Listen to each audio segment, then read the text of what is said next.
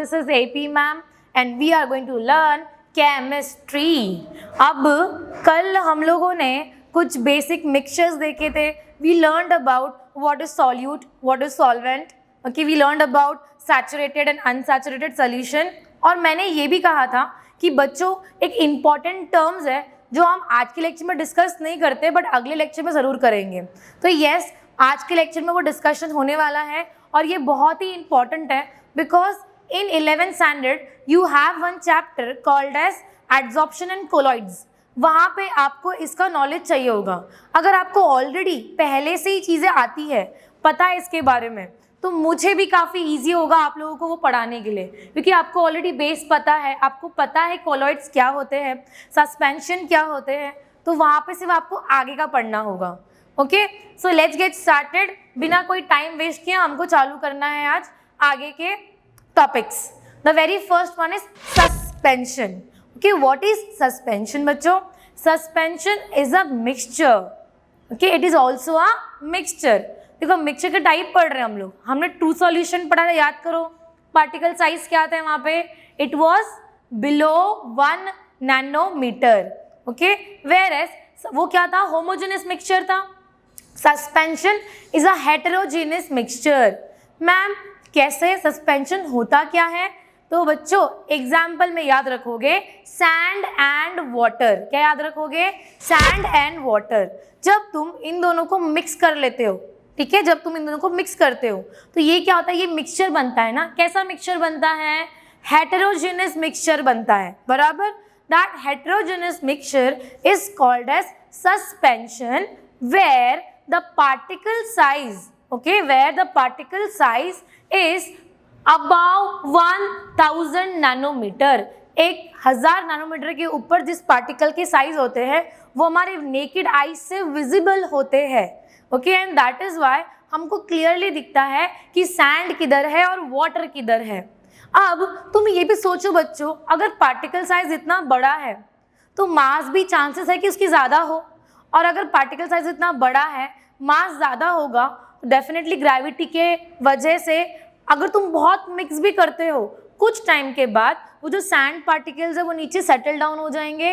Right. So yes, in case of suspension you will observe that the particles they settle down at the bottom. Okay, and it can be separated just by filtration. जैसे कि अगर मैं बोलूँ चाय पत्ती and चाय is the example of suspension. तुम उसको कैसे बच्चों छानते हो? Okay, you take one छन्नी and then you filter it out, right? So चाय नीचे and ऊपर चाय पत्ती. So that is the example of suspension.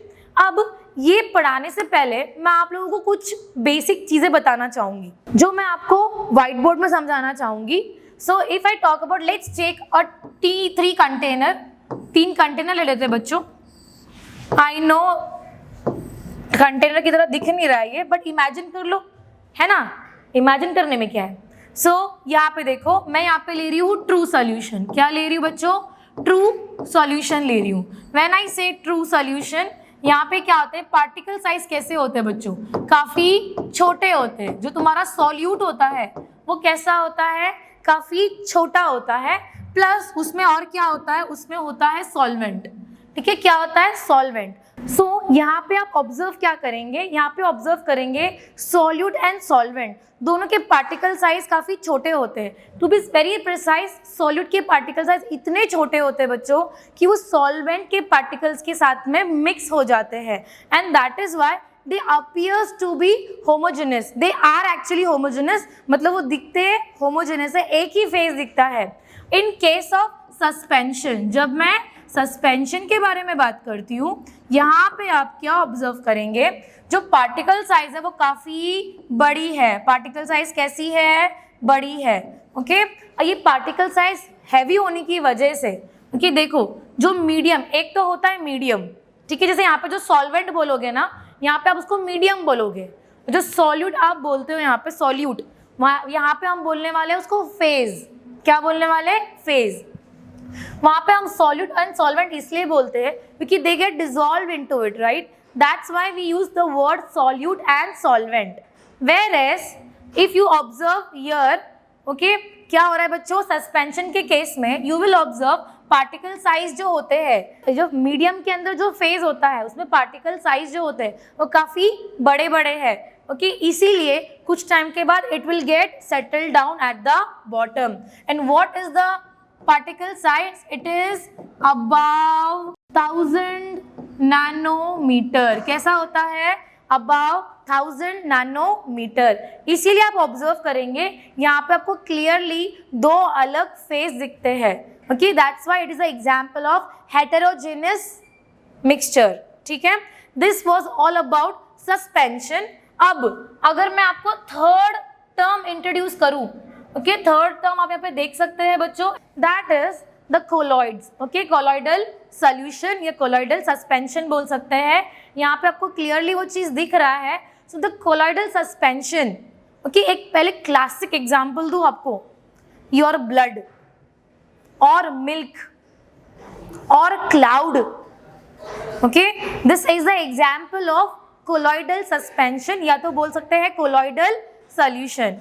यहाँ पे आप क्या ऑब्जर्व करेंगे, तो ये जो कोलॉइड्स होते हैं ना ये इंटरमीडिएट होते हैं, मतलब इसका जो पार्टिकल साइज होता है दैट इज फेज। ठीक है, जो फेज होता है ना मीडियम हो गया, ब्लू कलर का जो आपको दिख रहा है वो मीडियम है, राइट, और जो पार्टिकल्स है वो क्या है, दे आर फेज।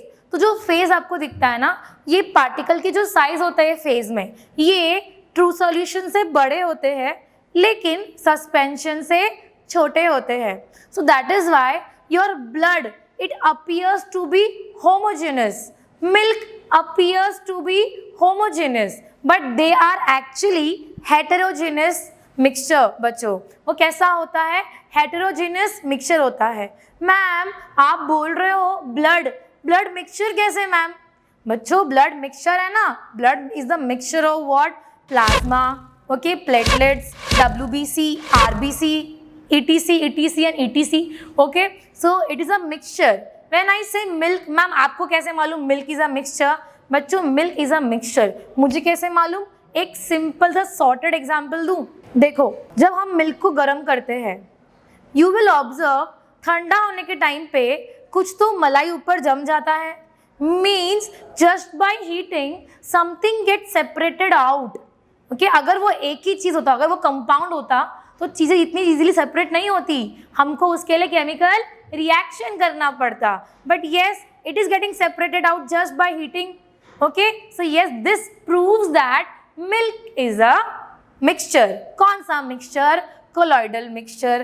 कैसे colloidal? Because it appears to be homogeneous but it is heterogeneous. क्यों है वो हेटेरोजेनस? क्योंकि उसका जो पार्टिकल साइज है it lies between 1 nanometre to 1000 nanometre. 1000 nanometre के ऊपर गया तो सस्पेंशन, ओके 1 नैनोमीटर के नीचे गया तो ट्रू सॉल्यूशन। जो ये बीच का रेंज होता है दैट इज फॉर कोलॉइड्स और इसका बहुत एप्लीकेशन है इंडस्ट्री में। आपको अभी सिर्फ इंट्रोडक्शन दे रही हूँ but later on when we start with chapter adsorption in colloids तब आपको मालूम पड़ेगा कि इसका कितना ज़्यादा सिग्निफिकेंस है। सो एटलीस्ट इंट्रोडक्शन याद रखना है कि what is colloids, okay what are colloidal solution. It is a mixture, which mixture? heterogeneous mixture which appears to be homogeneous where the particle size is between 1 to 1000 nanometer. ठीक है, तो यहाँ पे मैं वही लिखने वाली हूँ बच्चों, यहाँ पे मैं बोर्ड में वही ड्रॉ करने वाली थी। यहाँ पे पार्टिकल साइज कैसे होते हैं, यहाँ पे particle size is between 1 to 1000 nanometer और इसी को क्या बोलते हैं हम लोग? कोलॉइडल सॉल्यूशन बोलते हैं। क्या बोलते हैं बच्चों? Colloidal solution.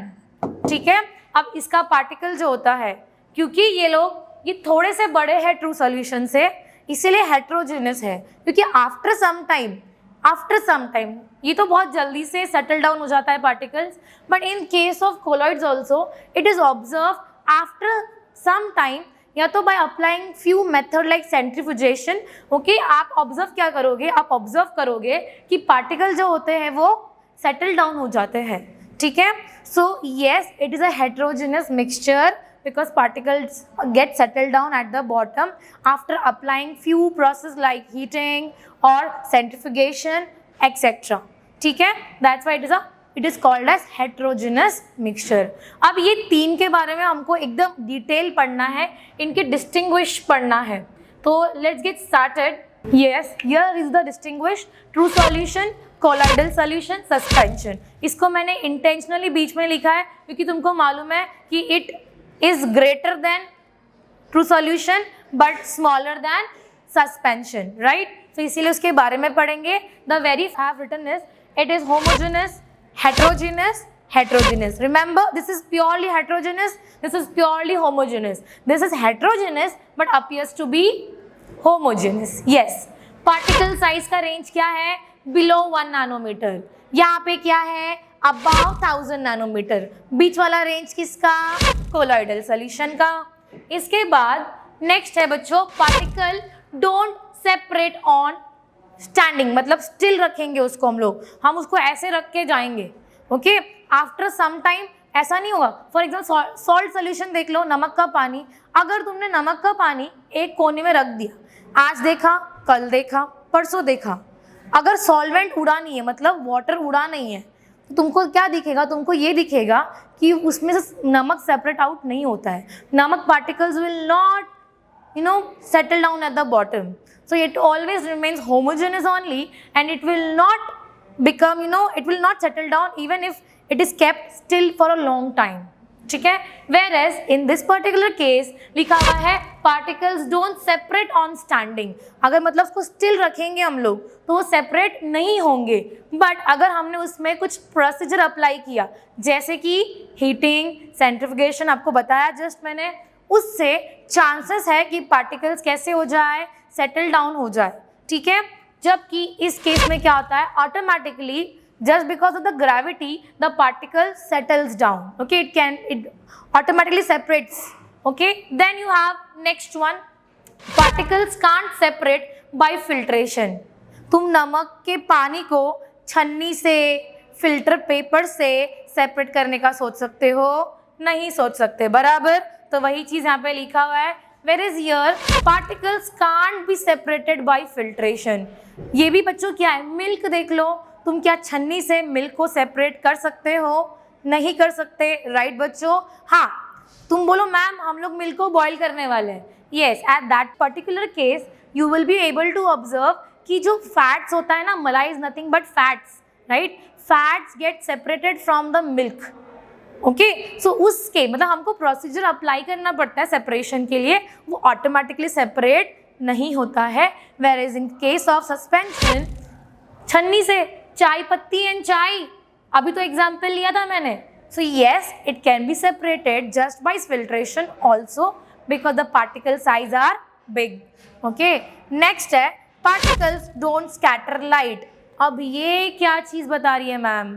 Particles don't scatter light. Scattering of light तो फिजिक्स का पार्ट है, मैम यहाँ पे क्यों बता रही है?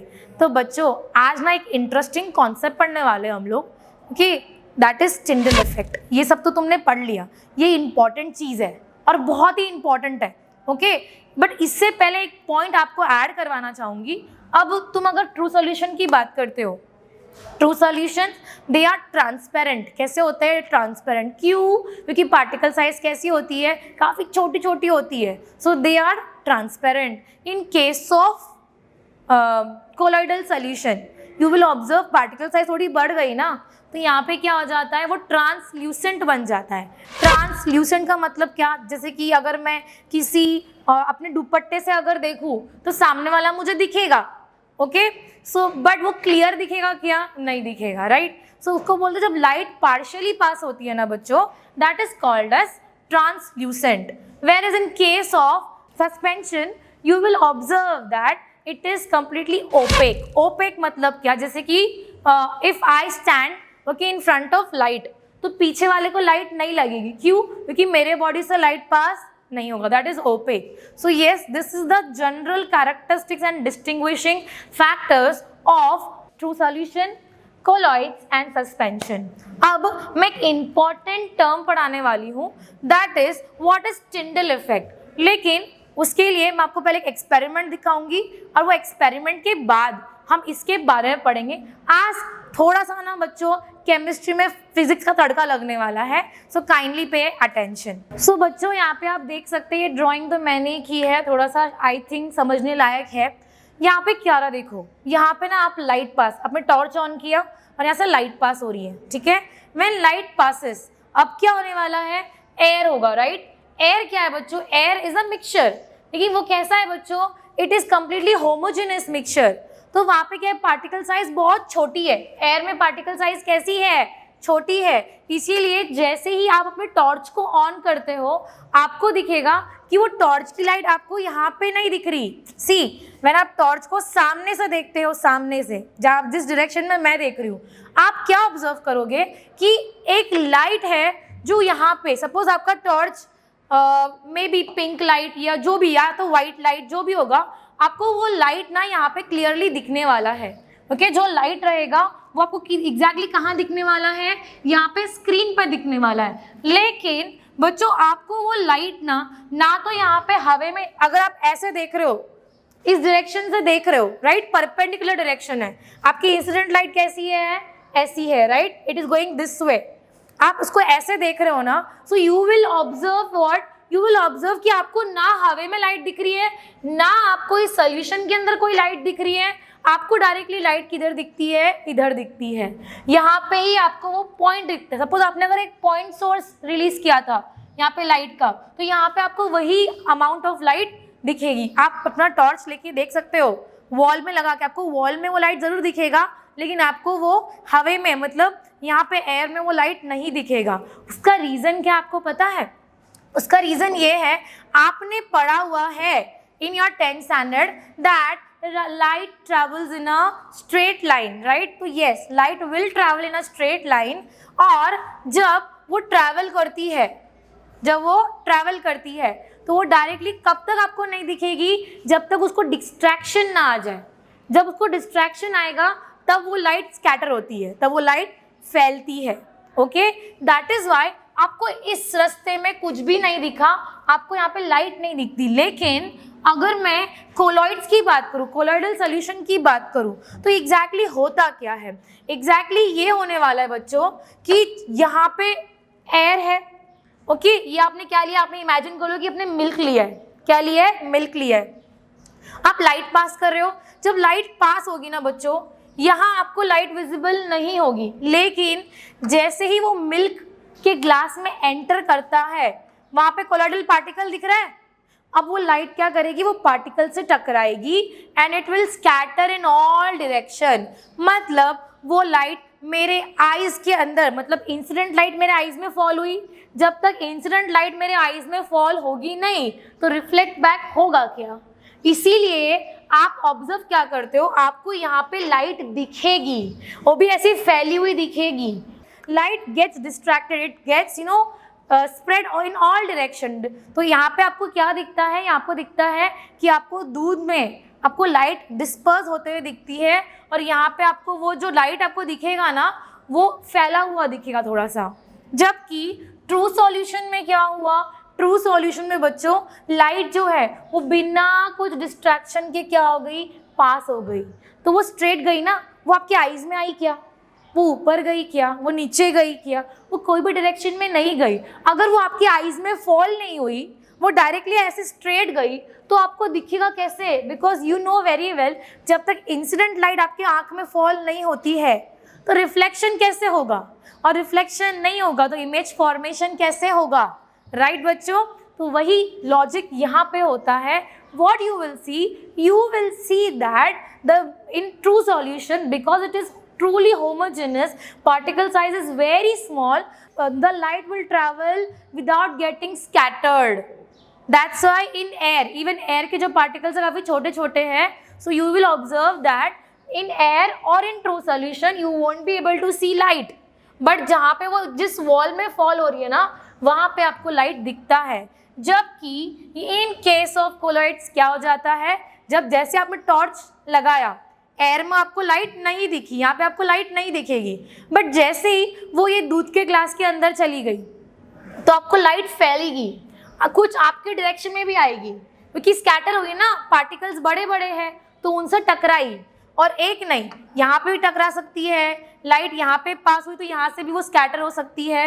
ओके, तो इट इज गेटिंग स्कैटर्ड, और इसीलिए कुछ आपकी आईज में फॉल होगी जो रिफ्लेक्ट बैक होगी और वहाँ पे इमेज फॉर्मेशन आपको दिखेगा, आपको वो लाइट दिखेगी। और यहाँ पे भी जो वॉल होगा ना या जो भी स्क्रीन होगा वहाँ पे आपको लाइट फैले हुए दिखेगी। This scattering of light by these particles are called as Tyndall effect. Okay, तो क्या होता है बच्चों Tyndall effect? The scattering of light is called as Tyndall effect. किसकी वजह से होता है? वो पार्टिकल्स के साइज की वजह से होता है। जो पार्टिकल्स छोटे होते हैं वो लाइट को डिस्टर्ब नहीं करते, वो उनको स्ट्रेट पास होने देते हैं। इसीलिए आप अगर वहाँ पे खड़े हो सामने तो आपको वो लाइट नहीं दिखेगी जब तक वो किसी वॉल पे टकरा ना जाए, ठीक है। वेरेज अगर मैंने एक मिल्क रख दिया, एक कोलॉइडल सोल्यूशन रख दिया, तो क्या आएगा, वो लाइट पास होते ही स्कैटर हो जाएगी, कुछ लाइट आपकी आंखों में जाएगी, रिफ्लेक्ट बैक होगी और आपको वो लाइट दिखेगी। ओके, सो यहाँ पे वही टिंडल इफेक्ट लिखा हुआ है। In case of true solution particles do not scatter light, so no Tyndall effect shown. Here particles can scatter light, hence it can show Tyndall effect. Particles may or may not scatter light. Why? अगर तुमने वहाँ पे sand वगैरह ज़्यादा content में भर दिया तो क्या हो जाएगा, वो ओपेक हो जाएगा ना, और ओपेक होगा तो लाइट पास नहीं हो पाएगी। So it depends. It may or may not show Tyndall effect. So this is all for the day. बस एक होमवर्क आपको देना चाहूँगी मैं। So ये एक्सपेरिमेंट हम बाद में करेंगे डेफिनेटली, बट आप पहले होमवर्क देख लो। You have to classify elements into compounds, true solutions, colloidal solution and suspension. ये इतने सारे तुमको मैंने टॉपिक्स दे के रखे हुए हैं, नेम्स दे के रखे हुए हैं, आपको क्लासीफाई करना है इसमें से कौन सा कंपाउंड है और कौन सा मिक्सचर है। Okay, whether it is true solution, colloidal solution, suspension and so on. So that's it for the day. Last time आपको मैं होमवर्क देना भूल गई थी शायद से, so definitely इस बार आपको होमवर्क दिया है। हम इसका क्लासिफिकेशन नेक्स्ट लेक्चर में देखेंगे। Thank you everyone, take care, have a nice day.